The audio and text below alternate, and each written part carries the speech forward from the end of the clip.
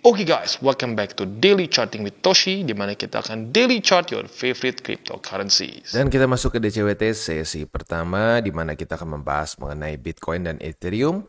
Buat lo yang pengen pair favorit lo dibahas di DCWT kedua, lo boleh komen di bawah apabila cukup banyak demand-nya.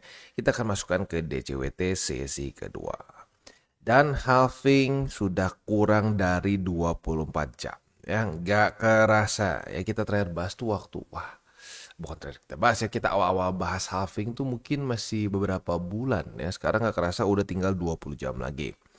Nah, tentunya banyak spekulasi ya, banyak yang bilang akan ngedam, banyak yang bilang akan ngepump. Kita akan coba bahas juga di sini ya, secara objektif kira-kira seperti apa sih ya.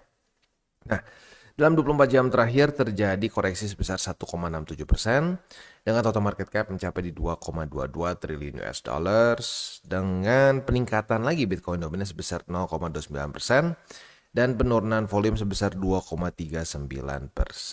Kalau lu lihat tadi pagi daily close-nya itu di atas dari struktur sebenarnya ya.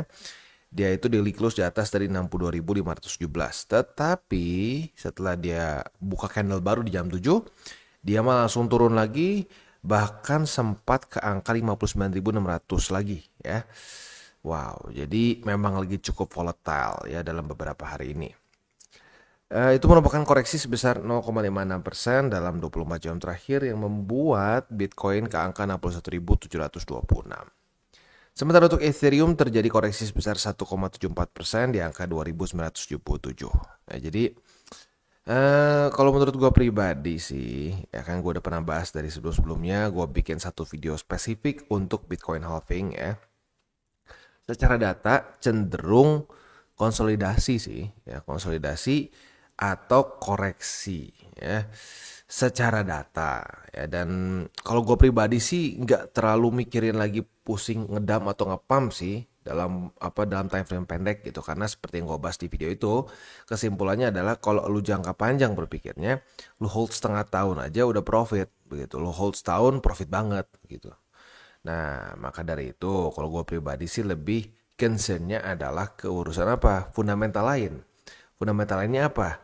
Yang pertama adalah net flow dari ETF spot itu terus berkurang ya. Jadi banyaknya si net flow-nya itu hasilnya outflow gitu. Outflow yang ya dibilang gede banget sih enggak. Tapi itu menunjukkan bahwa ada pelemahan interest dari institutional investors. Itu satu ya. Dan yang kedua mungkin lebih ke secara fundamental. Ke teknikal ya. Teknikalnya sendiri kita bisa lihat Bitcoin itu weekly close sudah di bawah dari MA8 ya. Nah, MA8 ini seperti yang gue sudah sebut dari kemarin-kemarin cenderung menunjukkan apa? Menunjukkan bahwa ini akan terjadi pelemahan tren, biasanya akan kena bull support band ya. Nggak selalu, mungkin kalau kita hitung tuh about 90% lah, 90% of the time ya. Dia kalau jebol MA8 weekly itu akan ke bull support band. Nah, mungkin yang bikin orang panik adalah bull support band sekarang itu ada di angka berapa? Angka 53.510 sampai 54.818. Nah, itu cukup dalam ya.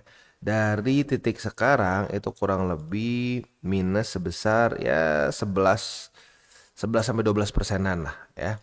Nah, itu apalagi alts biasanya kalau Bitcoin drop dan secara liquidity dari pers Ethereum, Bitcoin juga drop, itu biasanya akan membuat alts lebih parah, signifikan gitu secara minusnya.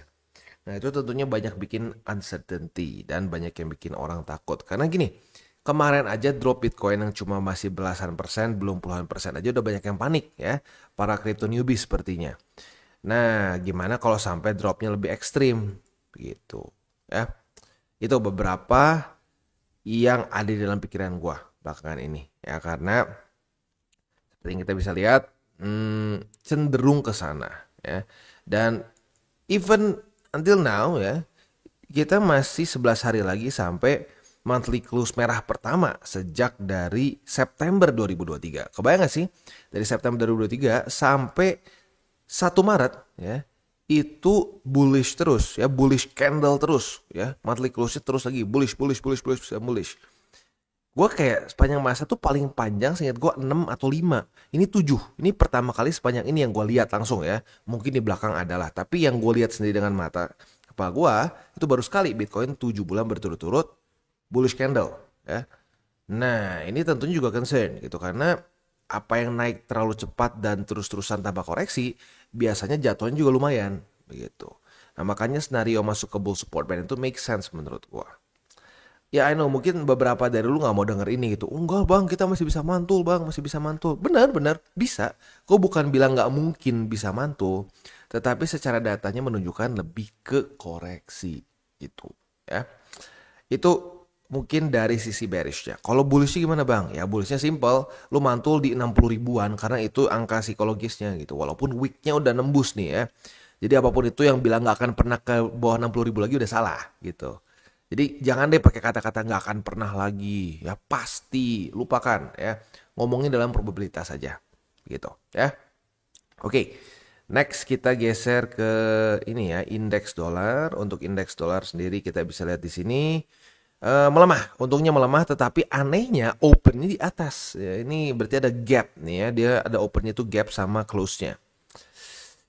Ya emang kayaknya dolar nggak mau terlalu lemah-lemah amat ya. Dia memang lagi kuat banget belakangan ini. Ya, dan ya lu kerasa sendiri deh against rupiah ya. Against rupiah kan kerasa ya rupiah makin hancur. Orang berpikirnya rupiah makin hancur doang. Sebenarnya dolar juga menguat gitu. Nah itu sama konteksnya yang kayak gue bilang dari kemarin. Ini makanya kenapa Bitcoin USD, Ethereum USD sebuah ngaruh dengan dolar. Karena dia di-quote dengan USD gitu. Masa masih ada yang bisa bilang itu nggak ngaruh? Konyol gitu menurut gue ya. Nah, untuk Bitcoin dominance sendiri masih di daerah situ-situ, kemungkinan akan retest 55,13. Tetapi dominance Bitcoin kembali menguat ya, jelas di sini.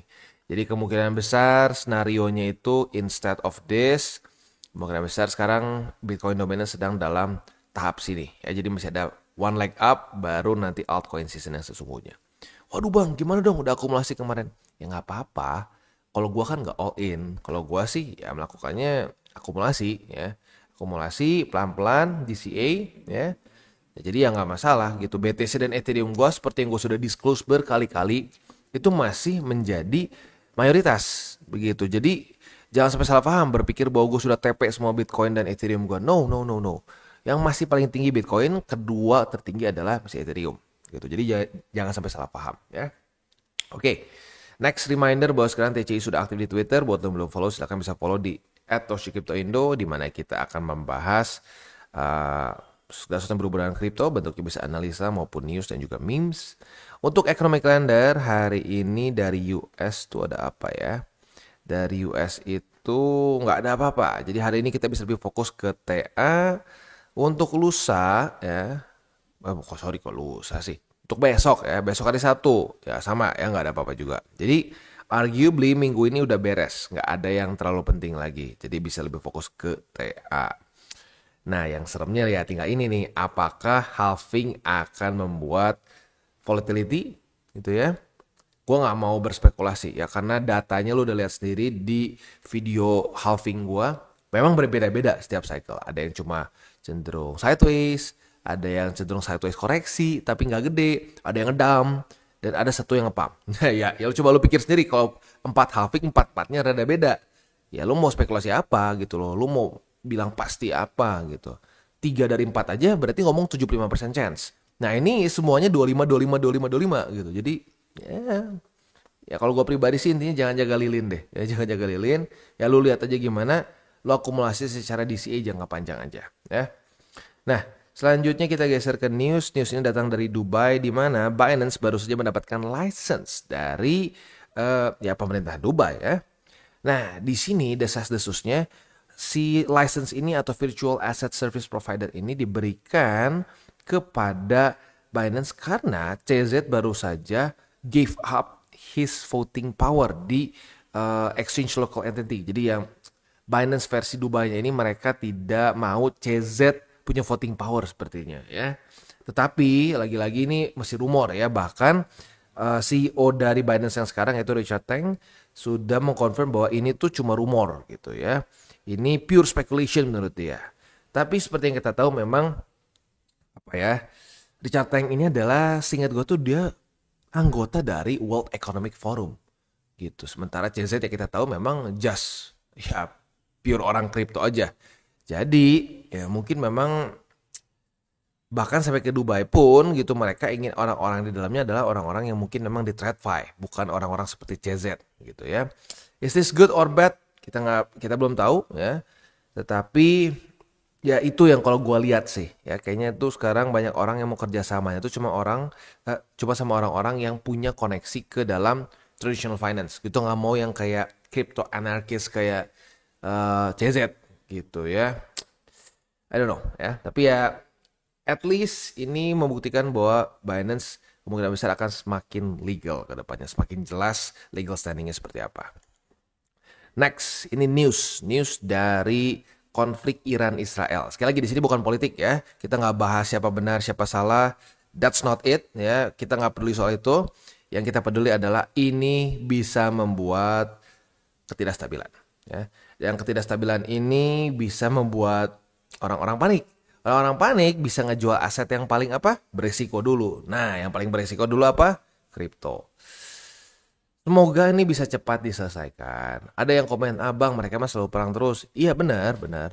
Tapi skalanya bisa segede apa nih? Kalau skalanya terlalu besar ya, dan bisa sampai ke politik negara-negara lain juga, nah lu suka nggak suka gitu, ini bakal bisa boom. Ya sama kayak gini deh, Ukraina sama Rusia kemarin. Kalau skalanya gede, kita pun kena gitu kan dampaknya ya.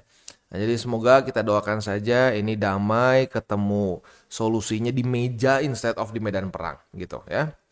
Oke, next kita akan geser ke udah TA ya. Sekarang kita akan geser ke roster. Nah, tapi sebelum kita mulai, gua akan disclaimer dulu bahwa semua konten dari TCI bukanlah financial advice. Ini semua bentuknya adalah edukasi.